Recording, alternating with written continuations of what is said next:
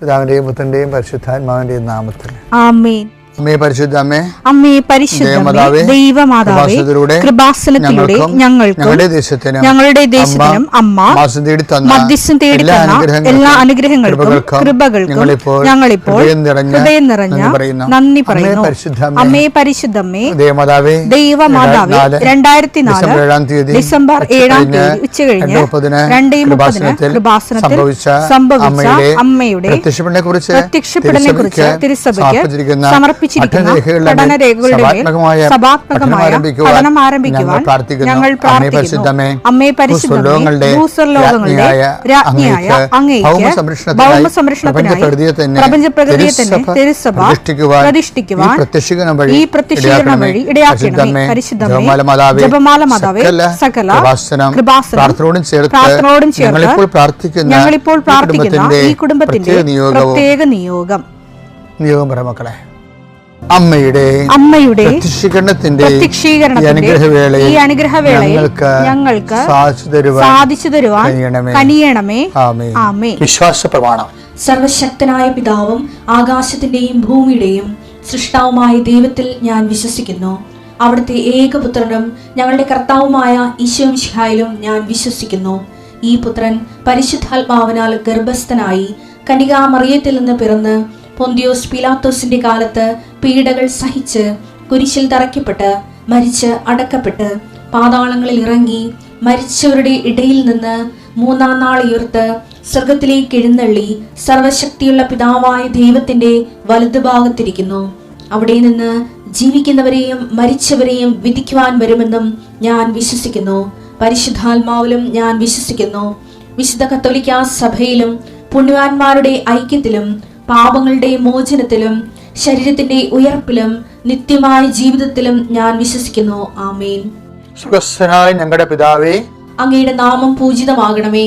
അങ്ങയുടെ രാജ്യം വരണമേ. അങ്ങയുടെ തിരുമനസ് സ്വർഗത്തിലെ പോലെ ഭൂമിയിലും ആകണമേ. അന്നു വേണ്ടുന്ന ആഹാരം ഇന്ന് ഞങ്ങൾക്ക് തരണമേ. ഞങ്ങളോട് തെറ്റ് ചെയ്യുന്നവരോട് ഞങ്ങൾ ക്ഷമിക്കുന്നത് പോലെ ഞങ്ങളുടെ തെറ്റുകൾ ഞങ്ങളോടും ക്ഷമിക്കണമേ.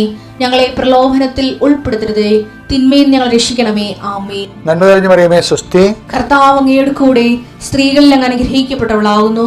അങ്ങയുടെ ഉദരത്തിൻ ഫലമായി ഈശോ അനുഗ്രഹിക്കപ്പെട്ടവനാകുന്നു. പരിശുദ്ധ മറിയമേ, തമ്പുരാന്റെ അമ്മേ, പാപികളായ ഞങ്ങൾക്ക് വേണ്ടി ഇപ്പോഴും ഞങ്ങളുടെ മരണസമയത്തും തമ്പുരാനോട് അപേക്ഷിക്കണമേ. ആമേൻ. കർത്താവേ, നിന്റെ ഉന്നതമായ നാമത്തിന് സ്തോത്രം ചെയ്യാം. കർത്താവേ, നിന്റെ വിശുദ്ധ പൗരോഹിത്യത്തെ മഹത്വപ്പെടുത്തണം. കർത്താവേ, സഭയിലുള്ള സാന്നിധ്യം പ്രകടമാക്കണം. 40 വർഷം അടിയനർപ്പിച്ച കൃപയുടെ ബലത്തിൽ ഇന്ന് അങ്ങയുടെ മക്കളെ പ്രാർത്ഥന കൂടുന്ന എല്ലാ മക്കൾക്ക് വേണ്ടി പ്രാർത്ഥിക്കുകയാണ്. കർത്താവെ, മനസ്സ് വേദനിക്കുന്ന എല്ലാ വിഷയങ്ങളും, അവരുടെ മനസ്സ് വേദനിപ്പിക്കുന്ന എല്ലാ വ്യക്തികളും ഇപ്പോഴും ഈശോയുടെ നാമം നിർവീര്യമാകട്ടെ. ഇന്ന് പോയി കർത്താവ് തന്നെ നീ ഉപയോഗിക്കുന്ന എല്ലാ ഓർണമെന്റ്സുകളും കർത്താവ് ആശീർവദിക്കട്ടെ. നീ എവിടെയെല്ലാം പോകുന്നു, ആരോടെല്ലാം സംസാരിക്കുന്നു, ഇതെല്ലാം സ്ഥലങ്ങളിലേക്ക് പോകുന്നു, ഏതെല്ലാം വാഹനങ്ങൾ ഉപയോഗിക്കുന്നു, ഇതെല്ലാം വാഹനങ്ങൾ പൊതുവായാലും സ്വന്തമായാലും എല്ലാം നീ അനുഗ്രഹത്തോടെ സുരക്ഷിതമായി തിരിച്ചു വരുന്നവരെ എൻ്റെ യാത്രയെ ഞാൻ ആശീർവദിക്കുന്നു. നീ ഉത്കണ്ഠപ്പെടുന്ന വ്യക്തികൾ, സങ്കടപ്പെടുന്ന സാഹചര്യങ്ങൾ, അവർ തരുമോ ഇല്ലയോ എന്നുള്ള വിഷമങ്ങൾ, നീക്കുമോ ഇല്ലയോ എന്നുള്ള ആശങ്കകൾ, പിന്നെ വിവാഹ ഒരുക്കത്തിന് വേണ്ടി പോണവർ, വിവാഹ സമ്മതത്തിന് വേണ്ടി പോണവർ, ജീവിത പങ്കാളെ കാണാൻ വേണ്ടി പോകുന്നവർ, എൻ്റെ കാഴ്ചകൾ, സംസാരങ്ങൾ എല്ലാം ആസ്വദിക്കുന്നു. പണത്തിന് വേണ്ടി പോകുന്നവർ, പണം വാങ്ങിക്കാൻ വേണ്ടി പോകുന്നവർ, ജോലി വാങ്ങിക്കാൻ വേണ്ടി പോകുന്നവർ, വീട് വെക്കാൻ പോകുന്നവർ, വാഹനം വാങ്ങിക്കാൻ പോകുന്നവർ, എന്തെല്ലാം സംരംഭങ്ങൾക്ക് വേണ്ടി ദൈവപൈതലെ നീ പോകുന്നു. എൻ്റെ 40 വർഷത്തെ കൃപാന്റെ യോഗ്യതയാണ്. കൃപാസ്ഥാനത്താരെ ജീവനോടെ പ്രത്യക്ഷപ്പെട്ട മാതാവിൻ്റെ മധ്യസ്ഥത്തിൽ യേശുനാമത്തിൽ നീ തിരിച്ച് സുരക്ഷിതനായി സുരക്ഷ വരുന്നവരെ കർത്താവ് നിന്നോട് കൂടി.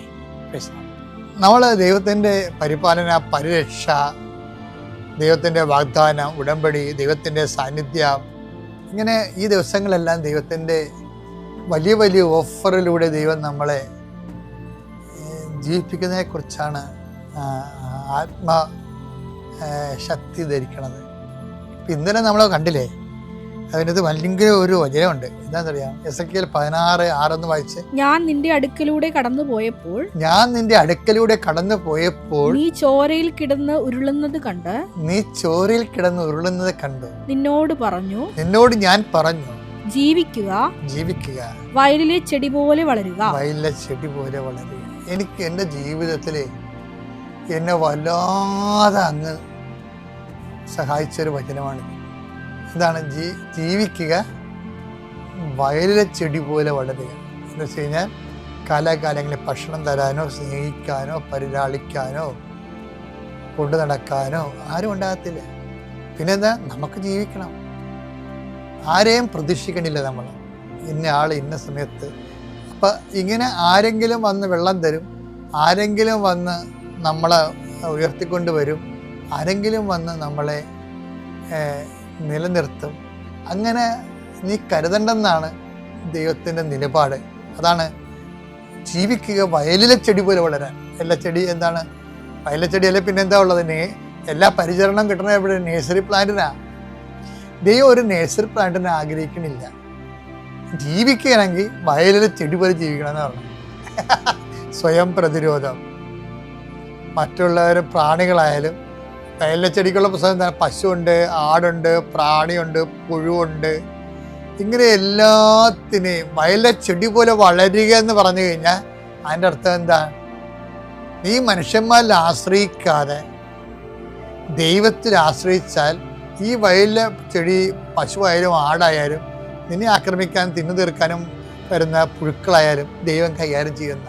അപ്പോൾ ദൈവത്തിൽ ആശ്രയിച്ചുകൊണ്ട് എല്ലാത്തിനെയും അതിജീവിക്കാനാണ് നമുക്ക് എസെക്കിയേൽ നമുക്ക് നൽകുന്ന ഏറ്റവും വലിയ സന്ദേശം. ചിലർക്ക് ആ വിശ്വാസത്തിൽ കുറച്ച് വല്ലാത്ത സ്നേഹം കൂടി ഉണ്ടാകും. ദൈവത്തോടെ സ്നേഹം കൂടി ഉണ്ടാവും. ദൈവത്തോട് സ്നേഹം കൂടി ഉണ്ടെങ്കിൽ പിന്നെ തുളുമ്പത്തില്ല. ആട്ടമൊക്കെ നിൽക്കണം. അങ്ങനെയാണ് ആൾക്കാർക്ക്. ചിലർക്ക് ഈ വിശ്വാസത്തിൽ ആട്ടക്കാരല്ലേ, അതിൻ്റെ കാര്യം സ്നേഹമില്ലാത്തത് കൊണ്ടാണ്. ദൈവത്തോട് വിശ്വാസമുണ്ട്, പക്ഷെ അവർക്ക് സ്നേഹമില്ല, ഒരു പേഴ്സണൽ റിലേഷൻസ് ഇല്ല.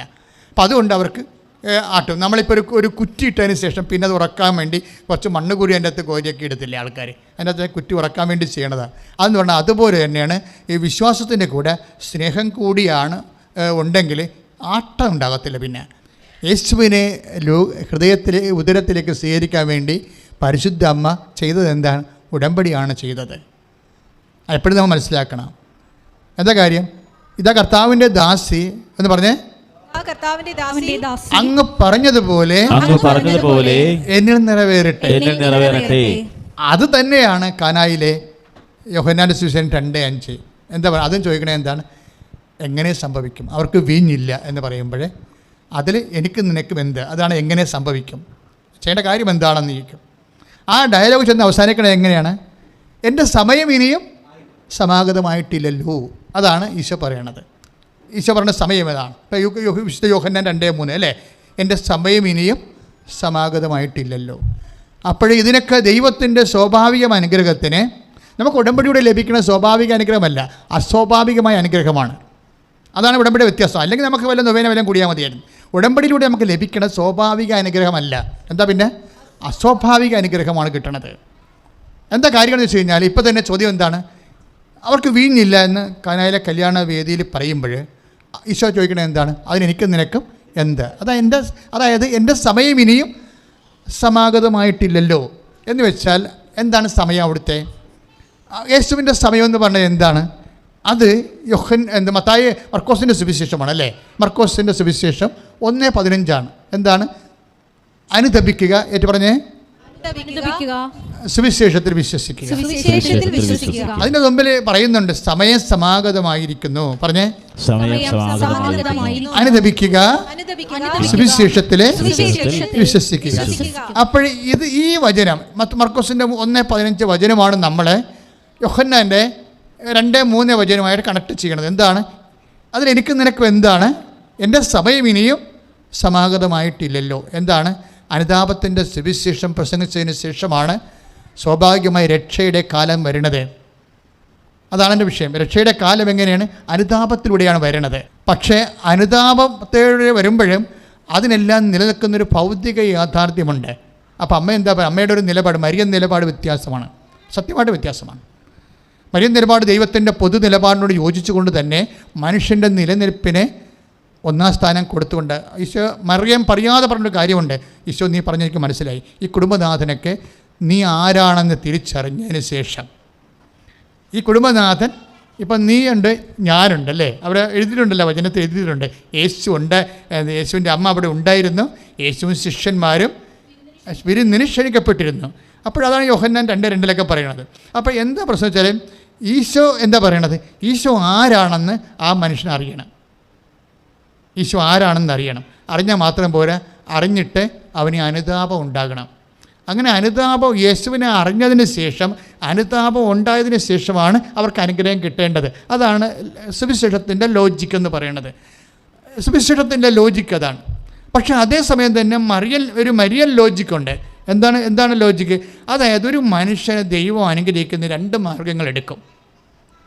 ഒരു മനുഷ്യനെ ദൈവം അനുഗ്രഹിക്കുന്ന 2 മാർഗ്ഗങ്ങളെടുത്തു. ഒന്ന്, ഒരു മനുഷ്യനെ അല്ലെങ്കിൽ ഒരു കുടുംബത്തെ ദൈവം അനുഗ്രഹിക്കുന്നതിന് 2 മാർഗ്ഗങ്ങളെടുക്കും. ഒരു മാർഗ്ഗം എന്താണ്? ഒരു മാർഗ്ഗം വിശുദ്ധ യെശയ്യായുടെ വചനമാണ്. അനുസരിച്ചാൽ നീ അനുഗ്രഹം പ്രാപിക്കും. അപ്പോൾ ആദ്യം പറഞ്ഞത് എന്താണ്? അനുതപിച്ചാൽ നീ ഐശ്വര്യം പ്രാപിക്കും. അതായത് അനുസരണം എന്നാണ് അവിടെ വാക്ക് ഉപയോഗിച്ചിരിക്കുന്നത്. ദൈവവചനത്തെ അനുസരിച്ച് അനുതാപം ഉണ്ടായാൽ നിനക്ക് സംഭവിക്കും? അനുഗ്രഹം പ്രാപിക്കും, അല്ലെങ്കിൽ ഐശ്വര്യം പ്രാപിക്കും. അപ്പോൾ ആദ്യം വരുന്നത് എന്താണ്? അനുതാപമാണ് വരുന്നത്, അല്ലേ? അതേസമയം തന്നെ ദൈവത്തിൻ്റെ രീതി തന്നെയാണ്. ഒരു മനുഷ്യനെ ആദ്യം അനുഗ്രഹിക്കും, എന്നിട്ട് അവൻ അനുതപിക്കും. അതും ദൈവത്തിൻ്റെ ഒരു രീതിയാണ്. അതായത് ആദ്യം അനുഗ്രഹിക്കും, അനുഗ്രഹിച്ച് കഴിയുമ്പോൾ ദൈവം ആരെന്ന് അവന് തിരിച്ചറിയും. അങ്ങനെ അവന് അനുതാപം ഉണ്ടാവും. അതാണ് പത്രോസിന് സംഭവിക്കുന്നത്. പത്രോസ് രാത്രി മുഴുവൻ പണിപ്പെട്ടിട്ട് ഒന്നും കിട്ടാതെ വലഞ്ഞ് നടന്ന സമയത്ത് യേശു പറഞ്ഞു, നീ ആഴങ്ങളിലേക്ക് നീക്കി വലയെറിക്കുക, നിനക്ക് കിട്ടുമോ എന്ന് പറയും. അപ്പോഴേ അതോടുകൂടി ഇവൻ്റെ വള്ളം നിറച്ച് മീൻ കിട്ടും. അതോടുകൂടി എന്ത് പറയും? പത്രോസ് കമന്നടിച്ച് കർത്താവിൻ്റെ കാലേ വിടും. കർത്താവേ അറിഞ്ഞില്ല എന്ന് പറയും, ഞാൻ പാപിയാണ്, എന്നിൽ നിന്ന് അകന്നു പോകണമേ. അപ്പോൾ 5:8 അതുണ്ട്. അതൊരു ദൈവത്തിൻ്റെ ഒരു മെത്തേഡാണ്. എന്താണ്? ആദ്യം അപ്പോൾ ഐസിയായിൽ എപ്പോഴും ചെയ്യണം എന്താണ്? ആദ്യം ഇവനെ അനുതപിക്കണം, അതിനുശേഷമാണ് അനുഗ്രഹം കൊടുക്കുന്നത്. ജോഷുവയും അതാണ് ഫോളോ ചെയ്യണത്. 3:5 ജോഷുവ 3:5 എന്താ പറയണത്? നിങ്ങൾ അനുതപിക്കുക, പശ്ചാത്തപിക്കുക, നാളെ നിങ്ങളുടെ ഇടയിൽ കർത്താവ് അത്ഭുതം പ്രവർത്തിക്കും. പക്ഷേ അതൊരു പദ്ധതിയാണ്. പക്ഷേ രക്ഷകൻ വാഗ്ദാനം ചെയ്യണവരെ അങ്ങനെയാണ് ദൈവത്തിൻ്റെ ഒരു രീതി. രക്ഷകനെ വാഗ്ദാനം ചെയ്ത് വചനം മാംസമായി രക്ഷകൻ ഈ ഭൂമിയിൽ അവതരിച്ചു കഴിഞ്ഞാൽ പിന്നെ എന്താണ്? അനുഗ്രഹത്തിൻ്റെ കാലമായി. ഇനി അതുകൊണ്ടാണ് അനുഗ്രഹം ലഭിച്ചു കഴിയുമ്പോഴാണ് പത്രോസിന് അനുതാപം ഉണ്ടാകുന്നത്. നമ്മൾ ഈ വിശുദ്ധ ലൂക്കാസ് വിശേഷം 5:8 വല നിറച്ച് മീൻ കയറി വള്ളം വില്ലി പെട്ടക്കണ സമയത്താണ് പറയണത്, കർത്താവിനെ അവൻ തിരിച്ചറിയും, യേശു ആരാണെന്ന് തിരിച്ചറിയും. അതുകൊണ്ട് അവൻ കർത്താവെ ഞാൻ പാപിയാണെന്ന് പറയും. അപ്പോൾ മറിയം ഈ രക്ഷയുടെ യുഗമാണ് ഉദ്ഘാടനം ചെയ്യണത്. പഴയ നിയമത്തിൻ്റെ യുഗമല്ല, രക്ഷയുടെ യുഗം. എന്നുവെച്ചാൽ ആദ്യം അനുഗ്രഹം, പിന്നെ അനുതാപം. അതുകൊണ്ടാണ് ഉടമ്പടി വരുമ്പോൾ പലതരത്തിലുള്ള ആൾക്കാർ ഉടമ്പടിയിൽ വരും. ഉടമ്പടി വരുന്നവർക്ക് അക്രൈസ്തവരും ഉടമ്പടി എടുത്തിട്ടുണ്ട്, എല്ലാ മനുഷ്യരും ഉടമ്പടി എടുത്തിട്ടുണ്ട്. യേശുവിനെ അറിയാവുന്നവരും അറിയാൻ പാടാത്തവരും ഒക്കെ ഉടമ്പടി എടുത്തിട്ടുണ്ട്. പക്ഷേ ഉടമ്പടി എടുക്കുമ്പോൾ അവരെ ദൈവം അനുഗ്രഹിക്കും. അവർ ദൈവത്തെ തിരിച്ചറിഞ്ഞ് കഴിയുമ്പോൾ. സന്ദീപ് സുകുമാർ എന്ന് പറഞ്ഞ് ഇന്നലെ ഒരു അപ്പനും മകനും സാക്ഷ്യം പറഞ്ഞു. അപ്പോൾ സന്ദീപ് സുകുമാറിൻ്റെ അവൻ്റെ വീടും സ്ഥലമൊക്കെയാണ് സന്ദീപ് മകനാണ് സാക്ഷ്യം പറയണത്. ഇനി അപ്പം പറയുമെന്ന് പറഞ്ഞാൽ അവൻ ഇറങ്ങിപ്പോവും. അപ്പോഴാണ് സുകുമാരൻ പറഞ്ഞ സാക്ഷ്യം എന്ന് പറയണത്. സുകുമാരൻ കഴിഞ്ഞുകൊണ്ടാണ് സാക്ഷ്യം പറയണത്. എന്നുവെച്ചാൽ അപ്പനും മകനും ഇരുന്നുകൊണ്ട് ആണ് ഈ ഉടമ്പടി പ്രാർത്ഥന ചെയ്യണ വീട്ടിൽ. അതൊരു ഭയങ്കര വല്ലാത്തൊരു കാഴ്ചപ്പാടാണ്. അതായത് പല ആൾക്കാരും ചെയ്യണത് മകന് വേണ്ടി അപ്പനോ അല്ലെങ്കിൽ അമ്മയോ ആണ് ഉടമ്പടി എടുക്കുന്നത്. ഈ സന്ദീപ് സുകുമാറിൻ്റെ വീട്ടിലെ അപ്പനും മകനും കൂടി ഇരുന്നുകൊണ്ടാണ് ഉടമ്പടി പ്രാർത്ഥന ചെയ്യണത്. അവർ പ്രത്യക്ഷയുടെ പ്രാർത്ഥന ചെല്ലും. അപ്പോൾ മകൻ പറഞ്ഞ കാര്യങ്ങളെല്ലാം അമ്മ ചെയ്യും, അച്ചുട്ട ചെയ്തു കൊടുക്കും. അപ്പോഴും സുകുമാരന് ഭയങ്കര വിശ്വാസമാകും. അപ്പോഴ് സുകുമാരൻ നോക്കുമ്പോൾ അമ്മ എനിക്ക് നടക്കാൻ പാടില്ല, ഞാനൊരു കൂലിപ്പണിക്കാരനല്ലേ. ഇവരൊക്കെ അമ്മയോട് സംസാരിക്കുന്ന രീതികളൊക്കെ ഭയങ്കര രസമാണ്. അമ്മ എനിക്ക് നടക്കാൻ പാടില്ല, എൻ്റെ കാലിൽ ഒരു മുഴ വന്നിട്ട് അങ്ങോട്ടുമില്ല ഇങ്ങോട്ടുമില്ല, ഞാൻ ചവിട്ടുമ്പോൾ എൻ്റെ കാലിൻ്റെ മുകളിൽ കൂടെ പൊങ്ങി മേലോട്ട് വരും, അപ്പോൾ എൻ്റെ ജീവൻ പോകും, പിന്നെയും ചവിട്ട് മാറ്റുമ്പോൾ ആ മുഴ താന്നു പോകും. അങ്ങനെ ഇവൻ അമ്മയോട് പറയും. കാര്യം ഇപ്പോൾ അവൻ്റെ വീട്ടിലെ അനുഗ്രഹങ്ങൾ തുടങ്ങിക്കഴിഞ്ഞപ്പോൾ അവന് മനസ്സിലായി ഇത് എൻ്റെ ഒരു കാര്യം കൂടി, കാരണം ഞാൻ കുറേ മരുന്ന് കഴിച്ചിട്ട് പണിക്ക് പോകാൻ പറ്റാതെ ഞാൻ ഇരിപ്പുകാരനായിട്ട് ഞാൻ വീട്ടിലായിപ്പോയി. അപ്പോൾ കരഞ്ഞുകൊണ്ട് ആ മനുഷ്യൻ സാക്ഷ്യം പറയണത്. കാര്യം അങ്ങനെ എന്താ ചോദിക്കുമ്പോൾ ആ ഉടമ്പടി തൈലം എടുത്തിട്ട് ആ മനുഷ്യൻ ഈ ഉണ്ട പോലെ മേലോട്ട് വരുന്ന ആ മുഴയുടെ മുകളിൽ സംഭവം തേച്ചോടുകൂടി അതും പറയണതേ, പിറ്റേ ദിവസം ഞാൻ എഴുന്നേറ്റപ്പോഴേ ഇത് കാണാനില്ലെന്ന് ആരോ എൻ്റെ കാലെ പിടിച്ചായിരുന്നു വൈകുന്നേരം വന്ന് രാത്രിയെ. അത് നല്ല രസമാണ് കേൾക്കാൻ. അതെന്താ രാത്രി ആരോ എൻ്റെ കാലെ പിടിച്ചതിന് ഓർക്കുന്നുണ്ട്. അത് ഈ അമ്മയുടെ സാന്നിധ്യമൊക്കെ ഉണ്ടല്ലോ. ഈ സഞ്ചാരി മാതാവ് എന്നാണ് പറയണത്. ഉടമ്പടി മാതാവിന് എന്താ നമ്മൾ പറയണത്? സഞ്ചാരി മാതാവ്. കാര്യം എന്താ, അമ്മ സഞ്ചാരി ആയതുകൊണ്ട് മാത്രമല്ല, അമ്മ സഞ്ചാരി ആണല്ലോ. അമ്മ ബൈബിളിൽ എപ്പോഴും സഞ്ചാരത്തിലാണ് അല്ല. മംഗളവാർത്ത കഴിഞ്ഞ് കഴിയുമ്പോൾ ഉടനെ അമ്മ എലിസബത്ത് അടുത്ത് പോകും. എലിസബത്ത് തിരിച്ച് വന്നതിന് ശേഷം പ്രഗ്നൻ്റായിട്ട് പ്രസവിക്കാൻ വേണ്ടി ബെത്ലഹേമിൽ പോകും. തിരിച്ച് വരും. അവിടെ നിന്ന് ഈജിപ്തിൽ പോകും. പിന്നീട് കുഞ്ഞ് വലുതായി കഴിയുമ്പോൾ ദേവാലയത്തിൽ ജെറുസലേമിൽ പോകും. എപ്പോൾ നോക്കിയാലും സഞ്ചാരമാണ്. അപ്പോൾ ഈ സഞ്ചരിക്കുന്നവർക്കെല്ലാം അതുപോലെ തന്നെയാണ് ഉടമ്പടിയുടെ ഉണ്ടാകുന്നൊരു അനുഭവമാണ്. ഇപ്പോൾ സുകുമാരൻ പറഞ്ഞു തന്നാൽ ആരോ രാത്രി വന്ന് എൻ്റെ കാലിൽ പിടിച്ചതായിട്ട് ഞാൻ ഓർക്കുന്നുണ്ട്. പിന്നെ രാവിലെ നോക്കിയപ്പോൾ പണിക്ക് പോലും പോകാൻ പറ്റാത്ത രീതിയിൽ ഇരുന്ന് പോയ കാലാണ്. മുഴ കാണാനില്ലെന്ന്. ഓപ്പറേഷൻ ചെയ്ത പാടെങ്കിലും കാണും. അമ്മയാണ് നിങ്ങൾ തൊടുകയാണെങ്കിൽ പാടുപോലും കാണത്തില്ല. അതുകൊണ്ടാണ് ഞാൻ ഉറപ്പായിട്ട് ഗർഭിണികളൊക്കെ പ്രശ്നം ഉണ്ടാകുമ്പോഴേ അവർ പറയും ഡോക്ടർ ടെർമിനേറ്റ് ചെയ്യാൻ പറയുമ്പോൾ അവർ വരുമ്പോൾ അവിടെ വയറത്തൊട്ട് പ്രാർത്ഥിക്കണം. എന്താണെന്ന് വെച്ച് കഴിഞ്ഞാൽ അത് മാതാവിൻ്റെ പേരിൽ മധ്യസ്ഥത്തിലല്ലേ പ്രാർത്ഥിക്കണം. ഈശോ അത് റിജക്റ്റ് ചെയ്യത്തില്ല. മാതാവിൻ്റെ മധ്യസ്ഥത്തിൽ അവർ വന്നിട്ട് മാതാവിൻ്റെ നടയെ വന്നിട്ടല്ലേ അവർ പ്രാർത്ഥിക്കണത്. അപ്പോൾ മാതാവിൻ്റെ നടയെ വരയ്ക്കുമ്പോൾ അമ്മ എന്തെങ്കിലും ഈ വിഷയത്തിൽ ഒരു തീരുമാനം അവർക്ക് ഉണ്ടാക്കുമെന്ന് പറഞ്ഞാൽ അവർ വരണത്.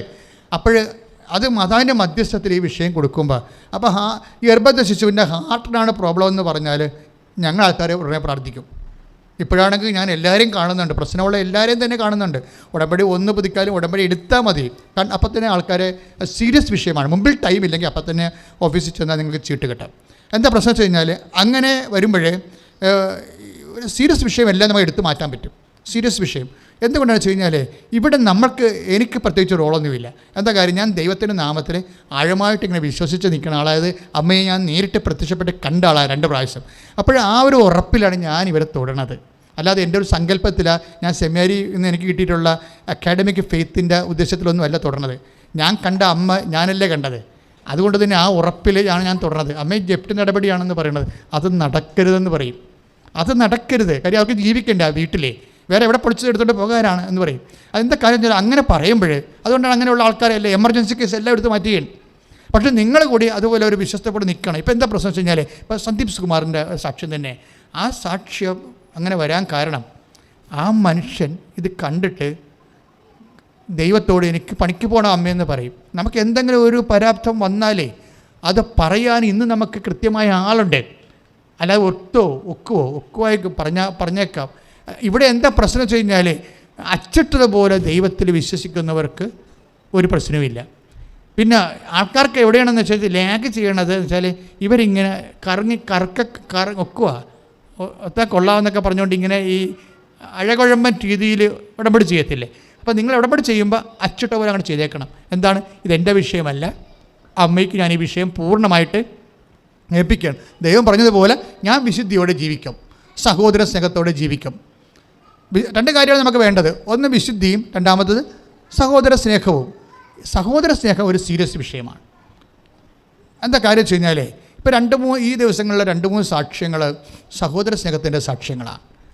എന്താ കാര്യം വെച്ചാൽ അതായത് നമ്മൾ ഫാദേഴ്സ് കണ്ടന്റ് എന്ന് പറയും. നമ്മുടെ ഈ സാക്ഷ്യം കാണുമ്പോൾ ഒരു ആകർഷിപ്പുണ്ടാകണം. നമ്മുടെ ഉടമ്പടി കാണുമ്പോഴേ ഒരു ആകർഷിപ്പുണ്ടാകണം. ആരാകർഷിക്കണം? പിതാവ് ആകർഷിക്കണം. ഈശോ അത് പറഞ്ഞിട്ടുണ്ട്. എൻ്റെ പിതാവിനാൽ ആകർഷിക്കപ്പെട്ടവരെല്ലാം എൻ്റെ അടുത്ത് വരും, എൻ്റെ അടുത്ത് വരുന്നവന് ഞാൻ തള്ളത്തുമില്ല. അത് ഈശോ പറഞ്ഞ കാര്യമാണ്. അതായത് പിതാവിൻ്റെ ഒരു ആകർഷണം നിങ്ങളുടെ സാക്ഷ്യത്തിനുണ്ട്, നിങ്ങളുടെ ഉടമ്പടി വിഷയത്തിനുണ്ടാകണം. പിതാവിൻ്റെ ഒരു ആകർഷണം. ഇപ്പോൾ 6:44 ആ വചനമുള്ളത്. യോഹന്നാന്റെ സുവിശേഷം 6:44.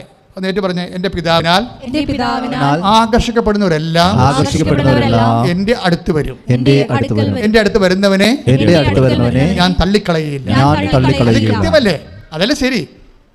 അതായത് പിതാവ് ത്രൂ വരുന്ന ആൾക്കാരുണ്ട്. എന്നാൽ ഈ ദിവസങ്ങളൊരു സാക്ഷ്യം ഉണ്ടായത് എനിക്ക് ഇഷ്ടപ്പെട്ടായിരുന്നു.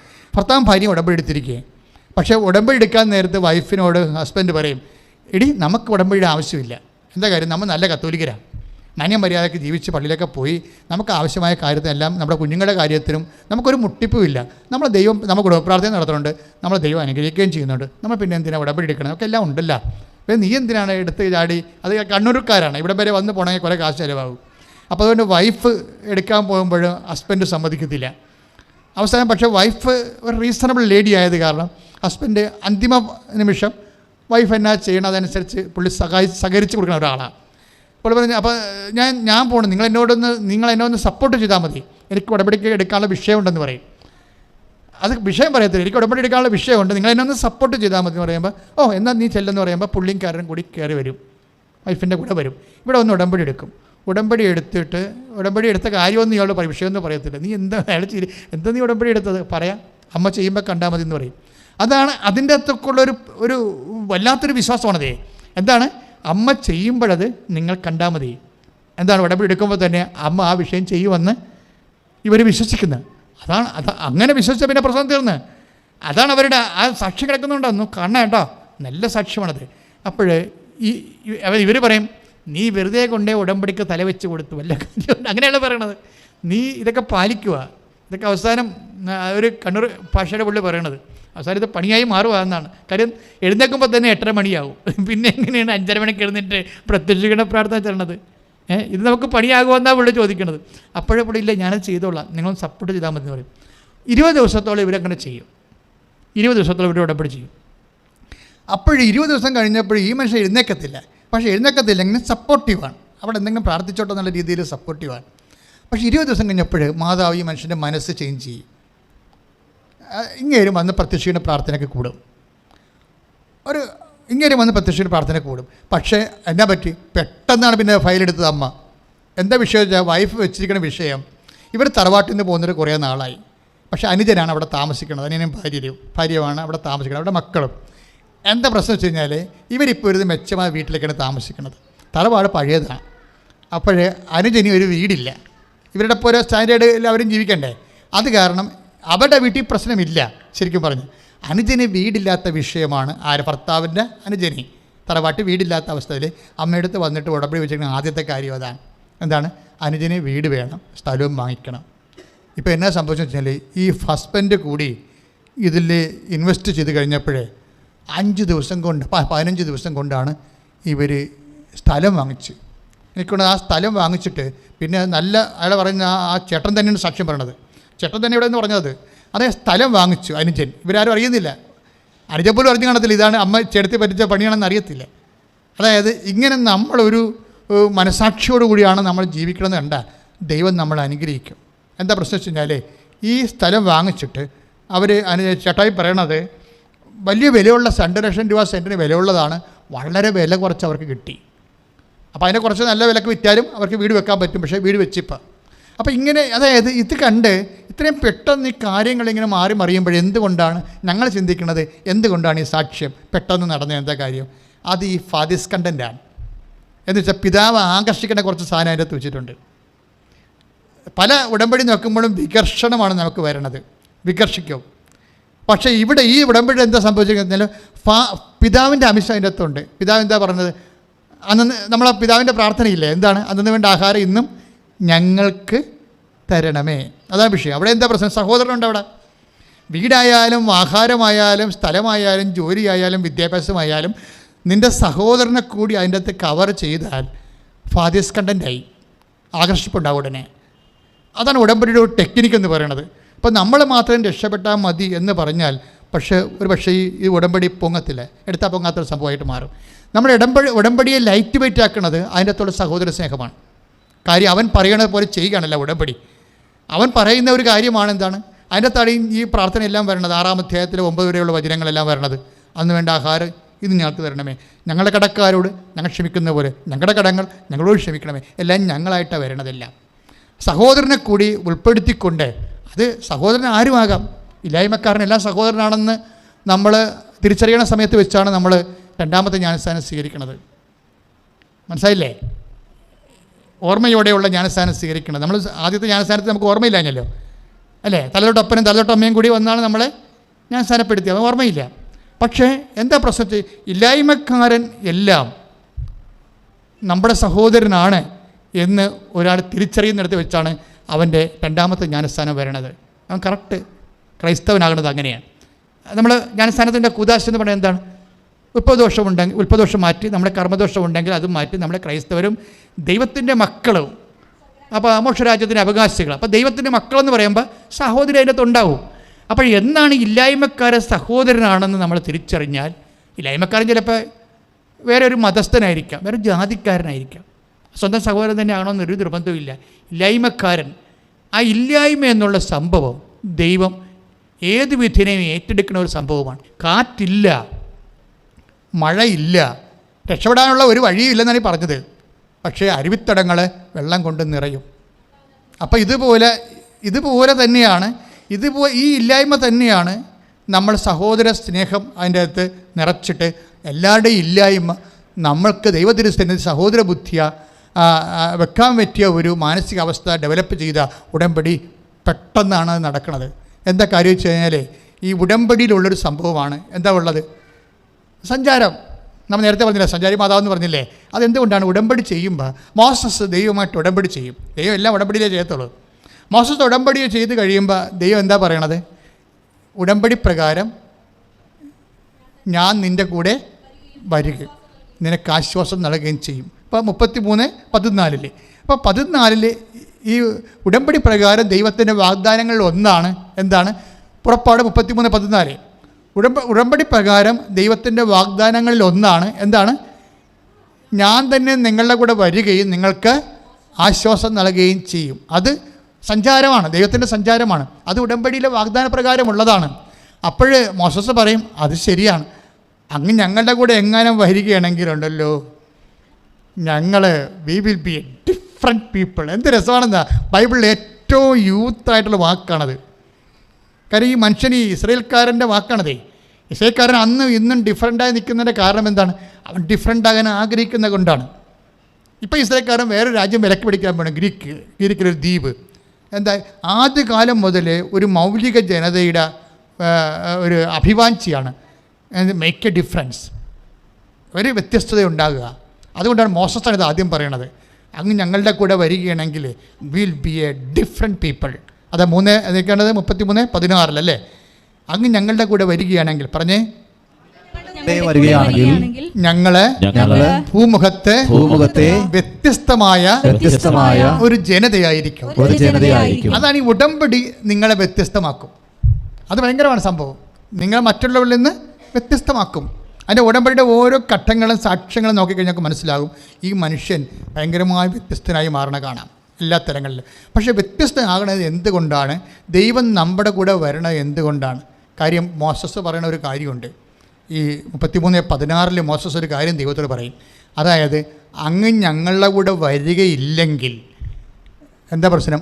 അങ്ങേക്ക് ഞങ്ങളോട് പ്രീതിയില്ലെന്നായിരിക്കും ജനങ്ങൾ കരുതണത്. അതാണ് വിഷയം.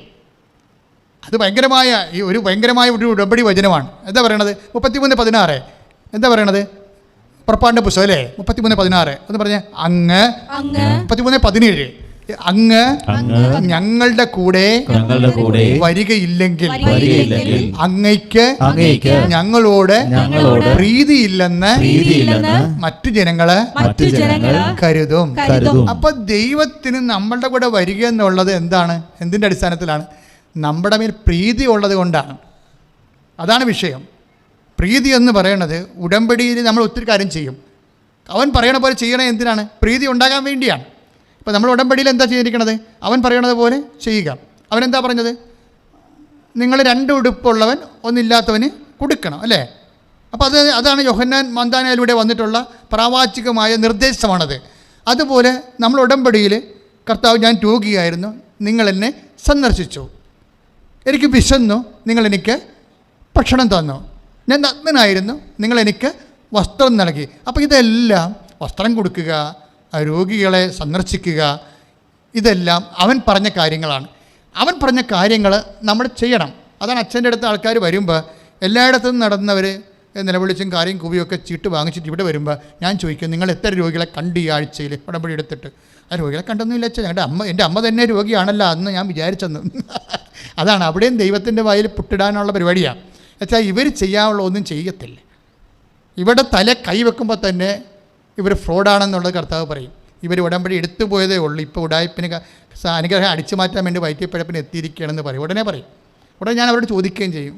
കാര്യം ഉടായ്പാണെന്ന് കർത്താവ് പറഞ്ഞാൽ പിന്നെ അവരെ വെച്ചുകൊണ്ടിരിക്കേണ്ട കാര്യമില്ലല്ല. അപ്പോൾ തന്നെ മുഖത്ത് നോക്കി ചോദിക്കും, എത്ര പത്രം കൊടുത്തു, എവിടെ കൊടുത്തു, ആർക്കെല്ലാം വസ്ത്രങ്ങൾ കൊടുത്തു, വസ്ത്രം ഉണ്ടോ വീട്ടിൽ, ആദ്യം വസ്ത്രം ഉണ്ടോ എന്ന് ചോദിക്കും. എക്സ്ട്രാ ആയിട്ടുള്ളത് പഴയതുണ്ടോ, അതുപോലെ അലക്കി വെച്ചിരിക്കണം. അവർ പറഞ്ഞാൽ അലക്കി വെച്ചിരിക്കണം അച്ഛാ, ഒരു കുഴപ്പമില്ല. അവരെന്താ വിചാരിക്കണത്, അലമാര തുറക്കുമ്പോൾ ഓരോ ഉടുപ്പ് ചാടി പുറത്ത് വീഴും, പഴയ ഉടുപ്പൊക്കെ 5 കൊല്ലം 10 കൊല്ലമുള്ള ഉടുപ്പ്. അപ്പോൾ ഇവർ കിടന്ന് കാറും, ദൈവമേ ഒരു അലമാര കൂടി മേടിക്കണം. എത്ര പ്രാവശ്യം ഞാൻ പറയണതാണ് ഇവന്മാരോട്, എന്തിനാണ് ഈ സാധനം പഴയ സാധനം എടുത്ത് വെക്കാനാണ്, അപ്പോഴും ആർക്കും കൊടുക്കത്തില്ല. ഇവരാണ് ഈ ഉടമ്പടി എടുത്തിരിക്കുന്നത്. അതാണ് അവർക്ക് പ്രശ്നം പറയണത്. സഹോദരൻ ആ ഫാദേഴ്സ് കണ്ടൻ്റ് അതിനകത്ത് ഇല്ല. കർത്താവിൻ്റെ വചനത്തിന് ഒരു ആർക്കും അർത്ഥകയ്ക്ക് ഉപ്പ് തകത്തില്ല. ചിലർ ഭയങ്കര പുടിഞ്ഞ പ്രാർത്ഥനയായിരിക്കും, പക്ഷെ ഒരിക്കലും ആർക്കും ഒന്നും കൊടുക്കത്തില്ല, ആരെയും സഹായിക്കത്ത പോലും ഇല്ല. ഒരു ആശുപത്രി ഒരു ബൈസ്റ്റാൻഡറായിട്ട് പോലും പോയി നിൽക്കത്തില്ല. അവർക്ക് എല്ലാവരും സഹായിക്കും അവരാ. അതുകൊണ്ടാണ് ചിലർ പറയുന്നത്, അച്ഛൻ ഞാൻ അവരെ അടിച്ചതിനകത്ത് കയറത്തില്ല. കാര്യം എന്താണ്, ഇവർ പ്രസവിക്കാൻ വേണ്ടി ആശുപത്രി കിടന്ന കാലത്ത് ഞാനാണ് അവരെ പോയി സഹായിച്ചത്. ഞാൻ ഇന്നാണ് നടുപടിഞ്ഞ് കിടന്നിട്ട് ഒരു പട്ടി വന്നില്ലെന്ന് പറയും അവർ. അങ്ങനെ പറയണത് എന്ന് വെച്ച് കഴിഞ്ഞാൽ എല്ലാവരുടെയും ആനുകൂല്യങ്ങൾ നമ്മൾ അടിച്ചു മാറ്റും. അവർക്ക് ആപത്ത് വന്നാൽ നമ്മൾ തിരിഞ്ഞു നോക്കത്തില്ല. ഈ ആൾക്കാരും വന്ന് ഉടമ്പടി എടുത്തിട്ടുണ്ട്. ഇതാണ് വിഷയം. അപ്പോൾ അവരെല്ലാം തിരിച്ച് വരണം. തിരിച്ച് വരണമെന്ന് വെച്ച് കഴിഞ്ഞാൽ എന്താ പ്രശ്നം വെച്ചാൽ, എന്താ തിരിച്ചു വരണമെന്ന് പറഞ്ഞാലേ, അപ്പോൾ പ്രോസസ്സ് 3:17 പറയുന്നില്ല. എന്താണ്, അങ്ങ് ഞങ്ങളുടെ കൂടെ വരുന്നില്ലെങ്കിൽ അങ്ങയ്ക്ക് ഞങ്ങളോട് പ്രീതി ഇല്ലെന്നാണ് ജനങ്ങളെ കരുതത്തുള്ളൂ. അപ്പോഴെന്താ പ്രശ്നം എന്ന് വെച്ച് കഴിഞ്ഞാൽ, നമ്മുടെ കൂടെ ദൈവത്തിൻ്റെ സാന്നിധ്യം ഉണ്ടെങ്കിൽ എൻ്റെ അർത്ഥം എന്താണ്, നമ്മളോട് പ്രീതി ഉണ്ടെന്നാണ് എൻ്റെ അർത്ഥം. പ്രീതിയുണ്ട്, നമ്മളോട് പ്രീതിയുണ്ട്. ദൈവത്തിന് നമ്മളോട് വേണ്ടത് ഒരു പ്രീതിയാണ്. അപ്പോഴാണ് നമ്മൾ ദാസനാകണത്, ദാസിയാകണത്. അപ്പോൾ ഇതാ കർത്താവിൻ്റെ ദാസി എന്ന് അമ്മ പറഞ്ഞില്ലേ ലൂക്കാ 1:38. എന്താ കാര്യം, പരിശുദ്ധാത്മാവ് അമ്മയോട് പറഞ്ഞു കൊടുത്തതാണ്, അപ്പായ്ക്ക് നിൻ്റെ മേൽ പ്രീതിയുണ്ട് കേട്ടോ, നീ ദാസിയാണ് കേട്ടോ. അത് കാരണം പ്രീതി ഇല്ലെങ്കിൽ നീ ദാസിയല്ല. അപ്പായ്ക്ക് നിൻ്റെ മേൽ പ്രീതിയുണ്ട്, അതുകൊണ്ട് നീ ദാസിയാണ്. അപ്പയോട് അഭിസംബോധന ചെയ്യുമ്പോൾ ദാസി എന്ന് പറഞ്ഞാൽ മതി. എന്താ കാര്യം, മറിയത്തോട് പ്രീതിയുണ്ട്, മറിയത്തോട് പ്രീതിയുണ്ട്. ഇതാ ഞാൻ തിരഞ്ഞെടുത്ത എൻ്റെ ദാസൻ, എൻ്റെ ആത്മാവ് പ്രസാദിച്ച് എൻ്റെ പ്രിയപ്പെട്ടവരെന്ന് നമ്മൾ 12:18 വായിക്കത്തില്ലേ മത്തായിയുടെ സുവിശേഷത്തിലെ. അപ്പോൾ എന്താ കാര്യം എന്ന് വെച്ച് കഴിഞ്ഞാൽ, ഈ പ്രീതി, നമ്മളോട് പ്രീതി ദൈവത്തിനുണ്ടാകുമ്പോഴാണ് നമ്മൾ ഓട്ടോമാറ്റിക്കായിട്ട് ദാസനാകണത് അല്ലെങ്കിൽ ദാസിയാകണത്. പക്ഷെ നമ്മളോട് പ്രീതി ഉണ്ടാകണത് എപ്പോഴാണ്, അവൻ പറയണത് പോലെ ചെയ്യുമ്പോഴാണ്.